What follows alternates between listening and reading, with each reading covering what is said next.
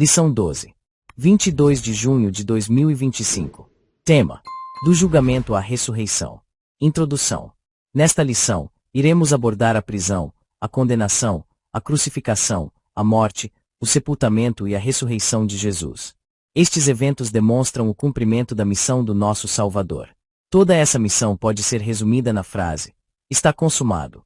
A obra de Cristo no Calvário e a sua ressurreição constituem a base da esperança cristã. Primeiro tópico: a prisão e a condenação de Jesus. Ponto 1. A prisão. Nos capítulos 17 e 18 deste Evangelho, após ter proferido o seu último discurso aos discípulos e os ter preparado para a traição de Judas Iscariotes, Jesus atravessou o ribeiro de Cedron e fez uma paragem no jardim do Getsêmani. Este jardim era também conhecido como o Monte das Oliveiras, devido à grande quantidade de oliveiras que ali existia. Naquela madrugada, o ambiente neste local parecia carregado de tristeza e angústia. Os soldados romanos e os membros da guarda do sumo sacerdote foram guiados por Judas Iscariotes até ao local onde Jesus se encontrava com os seus discípulos. Tendo concordado com a traição em troca de 30 moedas de prata, o traidor identificou Jesus com um beijo traiçoeiro, indicando aos soldados romanos quem ele era, levando à sua prisão e conduzindo-o até Anás, o sumo sacerdote, para ser interrogado. Em seguida, depois de ter sido agredido, o nosso Senhor foi levado perante o governador Pilatos. João 18, 28 até João 19, verso 6. Ponto 2. O interrogatório.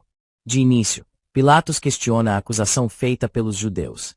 Jesus fora detido durante a madrugada, e ao amanhecer, depois de ter passado pela casa de Caifás, o sumo sacerdote, os judeus preferiram que a condenação viesse do governador Pilatos. Assim, levaram Jesus até ele, apesar de este preferir que fossem os próprios judeus a julgar Jesus conforme as leis judaicas. João 18, 28 e 31. Por sua vez, Pilatos, na tentativa de aliviar a pressão política dos judeus, cedeu à hostilidade deles e decidiu colocar Jesus ao lado de Barrabás. João 18, 38 ao 40. Este último era um criminoso notório e escolheram libertá-lo em vez de desistirem da crucificação de Jesus. O ódio religioso do povo era tão intenso que eles não conseguiam ver nada que pudesse impedir a condenação de Jesus. Ponto 3. A condenação.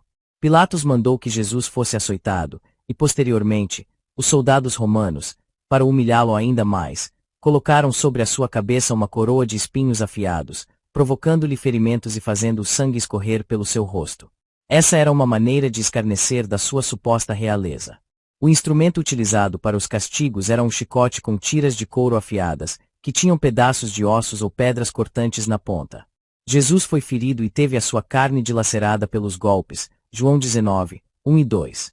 Nesse momento, nosso Senhor assumiu as nossas enfermidades e dores, foi afligido e oprimido, foi castigado pelas nossas transgressões e iniquidades, cumprindo assim a profecia do profeta Isaías.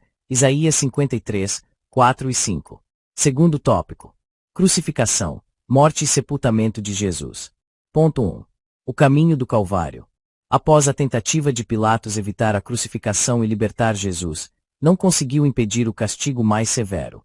Finalmente, no versículo 16, lê-se: então, entregou-lhe, para que fosse crucificado. João 19, 16. Sob os açoites dos soldados, Jesus carregava a sua cruz até chegar ao Gólgota, local conhecido como Lugar da Caveira, devido à forma que o monte apresentava.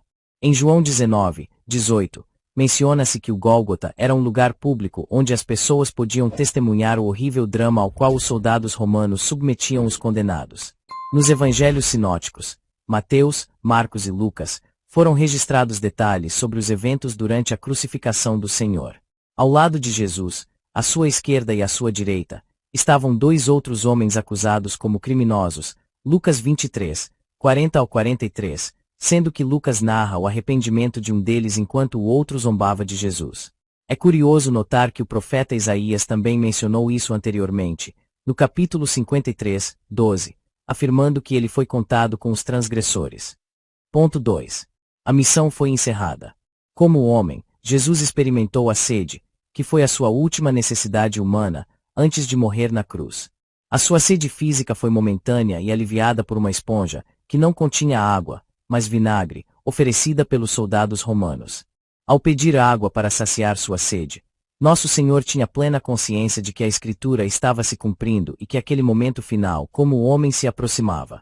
Assim, ciente de que sua missão na terra estava completada, versículo 28, não hesitou em proclamar a vitória do plano divino ao afirmar: está consumado.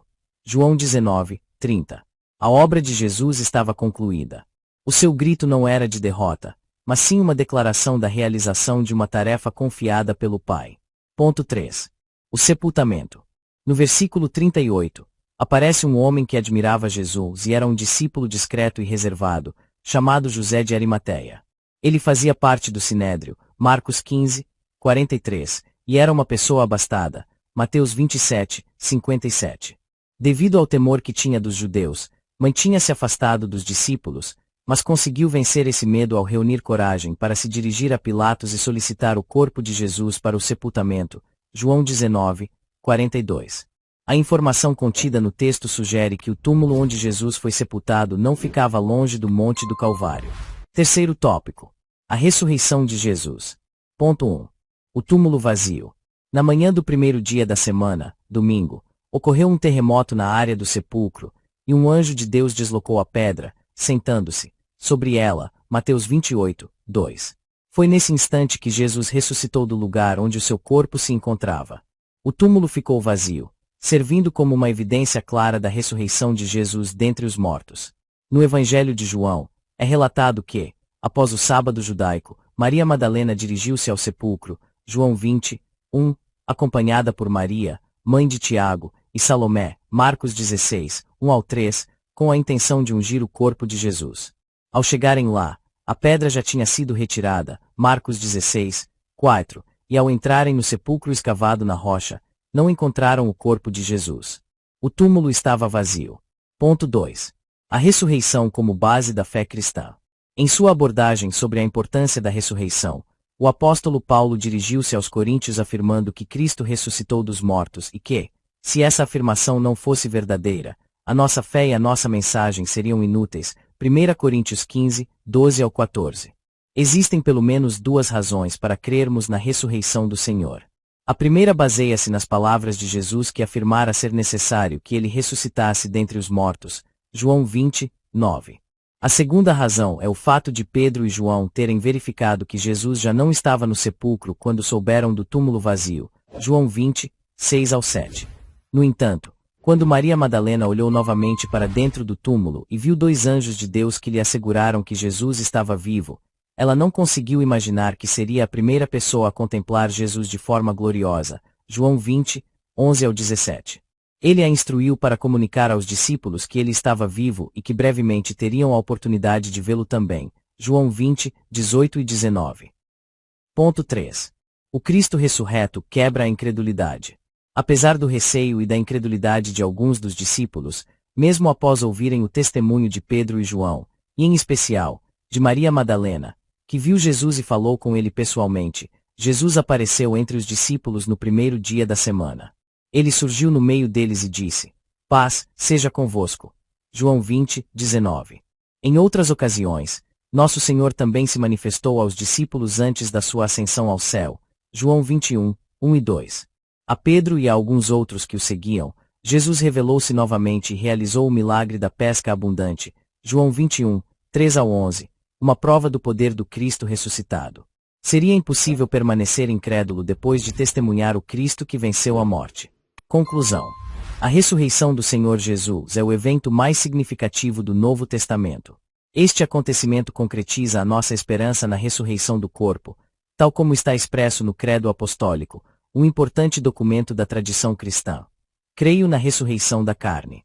Assim, à luz deste fato, somos encorajados a manter a nossa fé, pois depositamos a nossa esperança naquele que triunfou sobre a morte de forma definitiva.